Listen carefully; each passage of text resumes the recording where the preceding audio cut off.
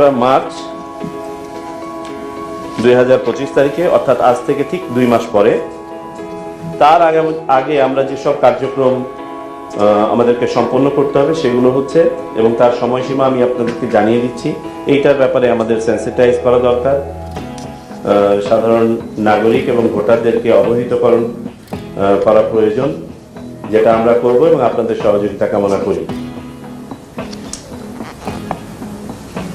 আমাদের আজকে প্রকাশিত খসড়া ভোটার তালিকার উপরে কোনো দাবি আপত্তি যদি থাকে, তার সংশোধনের জন্য আমরা 15 দিন সময় দেব আজকে থেকে, অর্থাৎ 17 জানুয়ারি পর্যন্ত। 17 জানুয়ারি হচ্ছে দাবি এবং আপত্তি গ্রহণের শেষ তারিখ এই ভোটার তালিকার জন্য। পরবর্তীতে করা যাবে না তা না, কিন্তু আমাদের চূড়ান্ত ভোটার তালিকা যেটা প্রকাশ করব সেটার জন্য এটি একটি বাধ্যবাধকতা। অতঃপর সংশোধনকারী কর্তৃপক্ষ কর্তৃক দাবি আপত্তি ও সংশোধনের জন্য দাখিলকৃত আবেদনসমূহ নিষ্পত্তির শেষ তারিখ 30 জানুয়ারি 2025। আমি আবারও বলি, এই সকল দাবি নিষ্পত্তির শেষ তারিখ 30 জানুয়ারি 2025।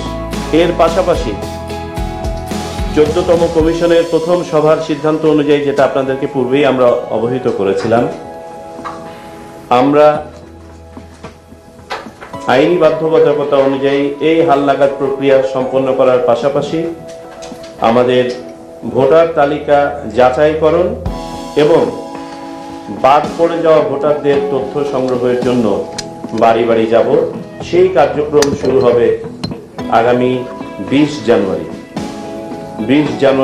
2025। আমরা পূর্বে ভেবেছিলাম হয়তোবা আমাদের এটা শুরু করতে 2 মার্চ পর্যন্ত চলে যাবে।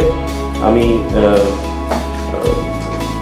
কৃতজ্ঞতা জানাই আমাদের সংশ্লিষ্ট সকল অনুবিভাগ এবং মাঠ পর্যায়ের অফিসদের, যে তারা দ্রুত এই প্রস্তুতি সম্পন্ন করে নিয়ে এসেছেন আমাদের প্রকল্পের সহায়তায়, এবং আমরা এটা 20 জানুয়ারি ইনশাল্লাহ শুরু করতে পারবো বলে